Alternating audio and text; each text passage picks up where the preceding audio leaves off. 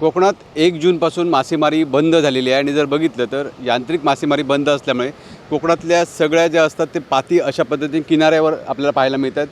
जवळजवळ 2 महिने ही मासेमारी बंद असते, त्यामुळे जर बघितलं तर खाडीतली मासेमारी आपल्याला मोठ्या प्रमाणात पाहायला मिळते। जर अशा पद्धतीने ही जाळी असतात ती जाळीसुद्धा अशा पद्धतीने सुकवली जातात। संपूर्ण व्यवसाय असतो तो या 1 जूनपासून बंद असतो आणि मच्छीमार असतात ते एरवी आपल्याला असे किनाऱ्यावर निवांतपणे बसलेले पाहायला मिळत नाही। मात्र आता जर बघितलं तर या मच्छीमारांना तसं 2 महिने काही काम नाही, त्यामुळे निवांतपणे बसलेले आहेत। मला सांगा, तुम्हाला निवांतपणा मिळालेला आहे, 1 जूनपासून मासेमारी बंद झालेली आहे, कशा पद्धतीने मासेमारी बंद असते, काय असतं या काळामध्ये का तुमचं काम?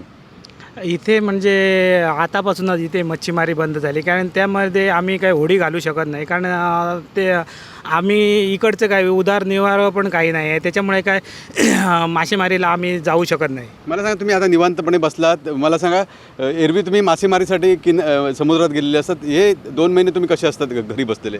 आम्ही बसनच असतो घरी, म्हणजे काम करीत असतो, कोणी जाळी शिवतात किंवा जाळी विणतात अशी।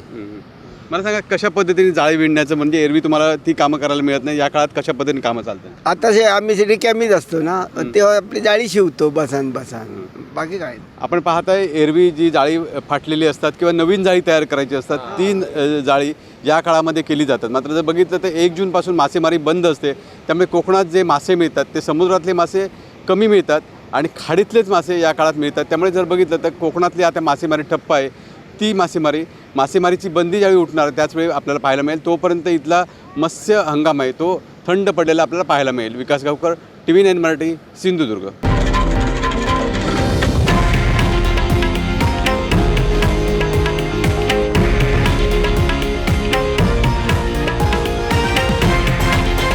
हे आहे देशातील नंबर 1 न्यूज नेटवर्क आणि आपण पाहत आहात TV9 मराठी, एकमेव।